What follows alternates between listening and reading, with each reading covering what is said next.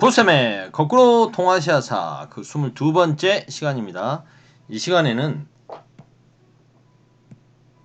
국제 질서의 재편과 문물 교류라는 주제로 17세기를 전후한 17세기 전후 동아시아 전쟁, 병자호란까지의 전쟁이 끝나고 나서 동아시아의 질서가 어떻게 바뀌었는지, 그리고 각국의 세계관에는 어떤 변화가 있었는지, 그리고 문물 교류와 그 형태는 어떠했는지 살펴보도록 하겠습니다.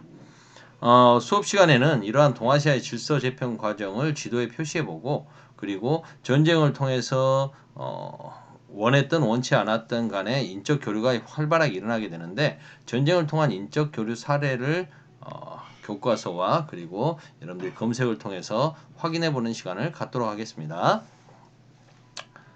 먼저 임진왜란 이후의 동아시아 상황.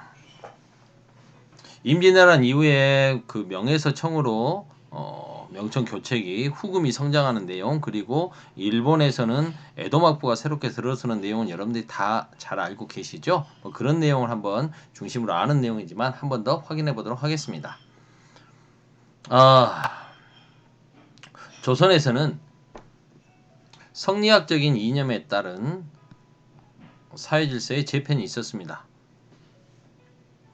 이렇게 양반 사대부들의 지배체제가 더욱더 강화되는데요. 이건 무슨 말이냐면, 원래대로 한다면 양반이라고 하는 세력들, 선비들은 200여 년 가까이 조선을 건국하고 유지를 해서 현실 세계에서 이상적인 유교의 이상국가인 대동세상을 만들어 보려고 노력을 했을 거 아닙니까? 대동세상을 만들어야 됩니다.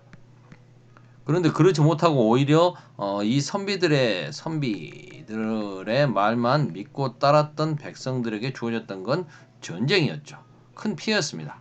그러면 이 선비들은 물러나야 마땅한 거죠. 명분이 더 이상 없어야 되는데 오히려 양반 사대부들의 선비들의 지배체제가 강화됩니다.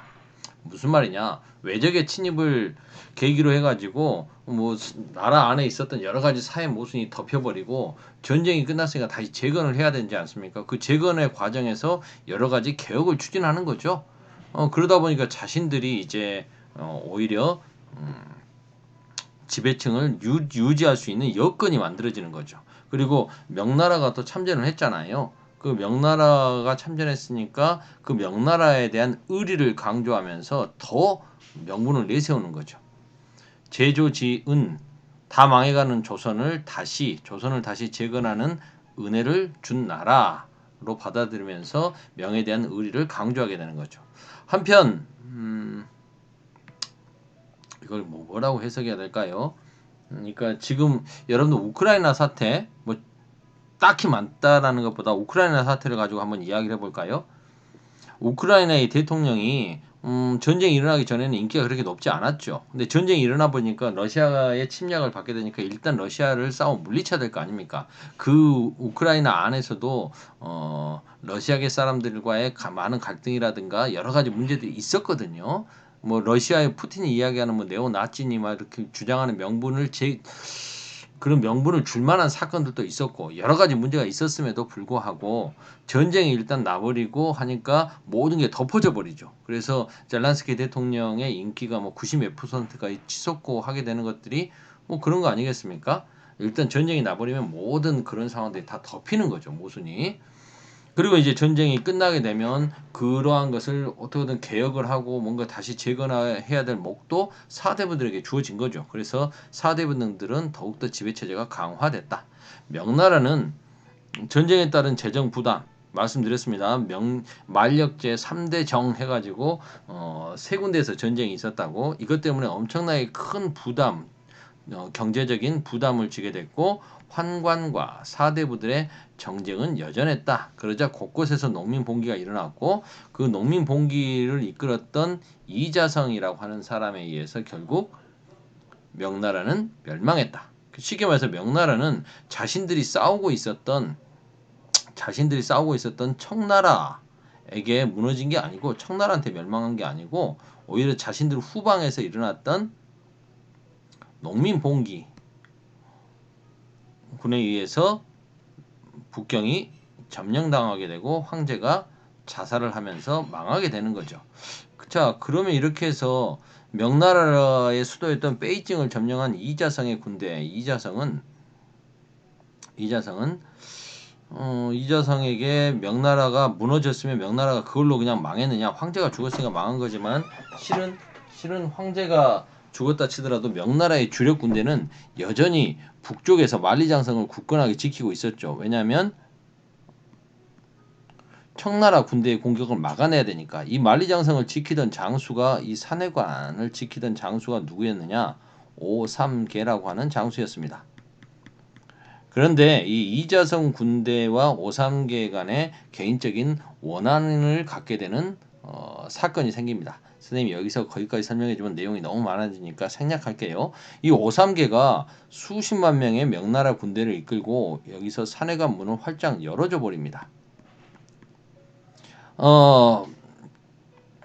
베이징을 점령했던 이 이자성은 순이라고 하는 대순제국, 순이라고 하는 나라를 세우고 자기가 황제에 오릅니다만 그 오히려 한족인 오삼계가 자신들에게 투항하는 게 아니라 청나라에게 항복을 해버리고 청나라 군대와 함께 만리장성을 넘어서 오게 되고 그들과 이제 싸움을 하게 되는 거죠. 이러면서 이자성도 무너집니다.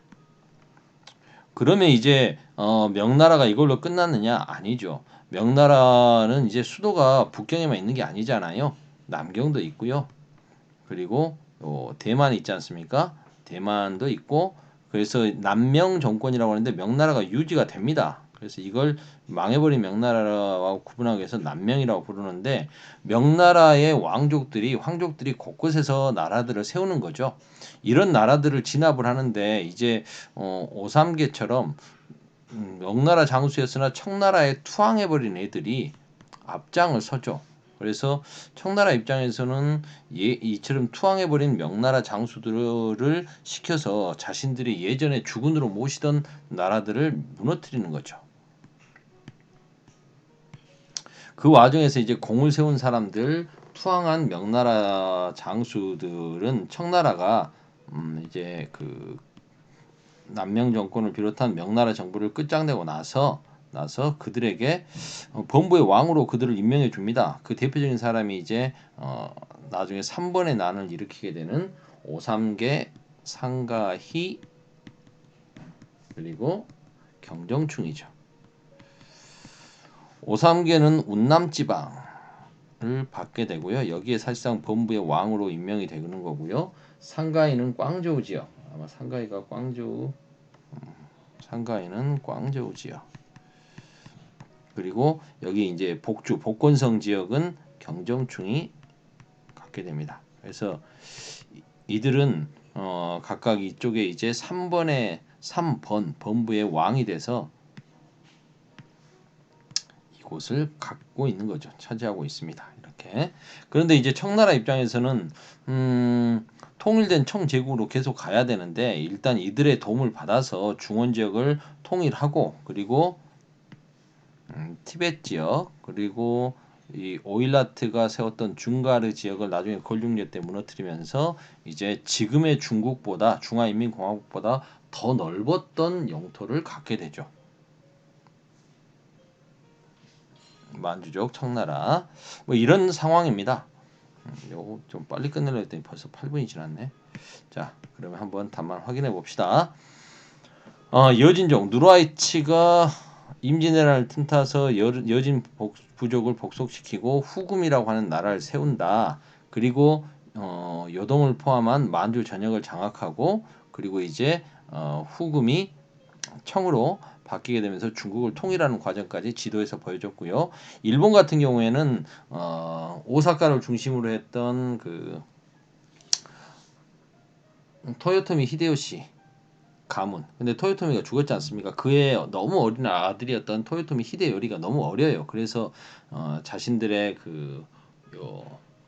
부하 장수들에게 대신들에게 이 토요토미 히데요리를 맡기죠. 근데 히데요리가 너무 어리니까 그가 좀 클 때까지 정치를 도와준다고 하면서 권력을 잡게 된 사람이 도쿠가와 이에야스입니다. 그런데 이제 토요토미 히데요리 같은 경우에는 자기가 이제 어느 정도 더 크고 나니까 자기 아버지의 뒤를 이어서 관백에 오르고 싶을 거 아닙니까? 그래서 도쿠가와 이에야스와 토요토미 히데요리가 맞붙게 되는 거죠.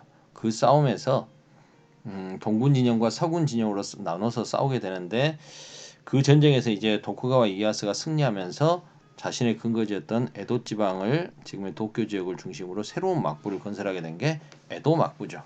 그건 지도에서 한번 확인을 해보면 좀 좋긴 할 것 같은데 지도를 한번 여기다 어디 그릴 만한 공간이 넓은 데다 한번 그려봅시다. 어디다 그릴까?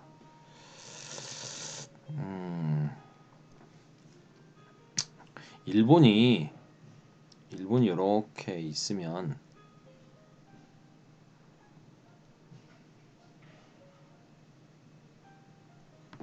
일본이 이렇게 있죠. 이렇게 있으면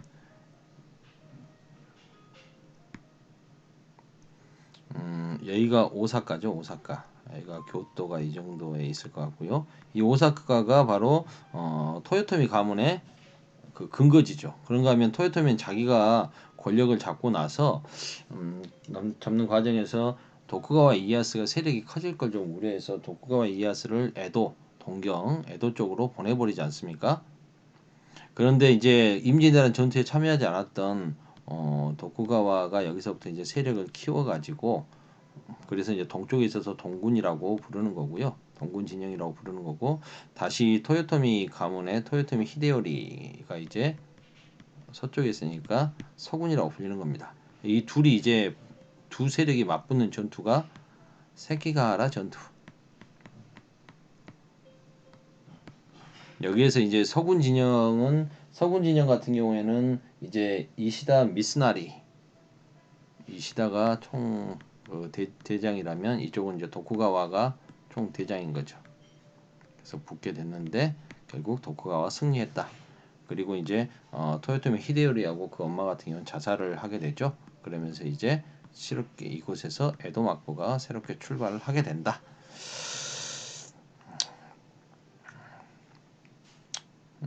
조선 병자호란 후에 청과 조공 채권 관계를 맺게 됐고 효종 같은 경우에는 북벌을 준비하게 되는 거죠. 북벌론 대도. 그러니까 청나라하고 삼전도의 치욕을 겪고 나서 소현세자와 복림대군 등이 청나라 심양에 끌려가지 않습니까?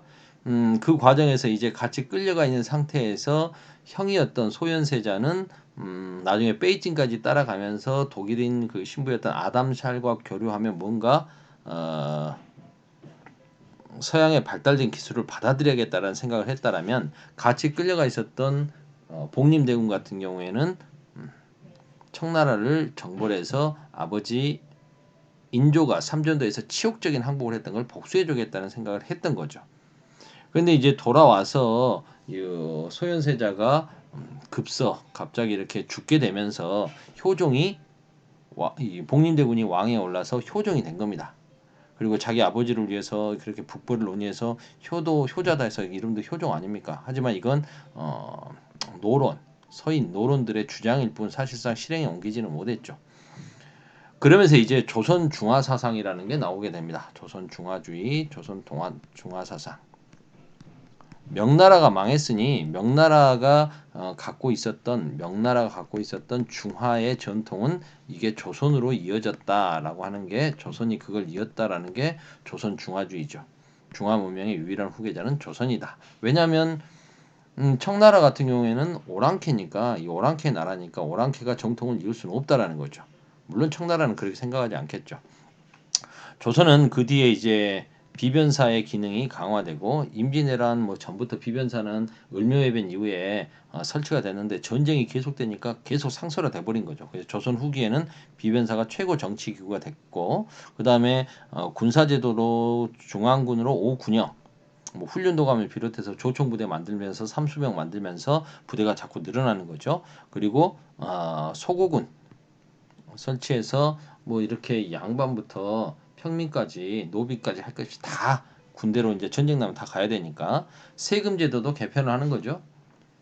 영정법, 대동법, 균형법 이거 현물 내는 게 백성들한테 제일 힘들었는데 그 대동법으로 해서 쌀이나 동전으로 대신 내게 하고 군포를 2필에서 1필로 줄여주면서 평등하게 하고 그냥 좀 부담을 줄여주고, 영종법은 쌀 세금 걷는 것을 영원히 정해버린 거죠. 딱 고정을 시켜버리는 겁니다. 일결당 미도 사도 요 일결당 미국 사도 이렇게 딱 고정을 해버리는 거죠. 이렇게 세금 제도를 개편하고 이렇게 함으로써 나라가 망하지 않고 체제 개혁에 성공하게 됐다. 하지만 양천제는 붕괴되고 노비들은 도망가 버리고 그 다음에 군공 납세책 등으로 신분 상승하게 되고 해서 신분제도가 사실상 흔들리게 되는 거죠. 새로운 신분제도가 형성되었다. 청나라의 중원장하, 강희제, 아까 3번들 있지 않습니까?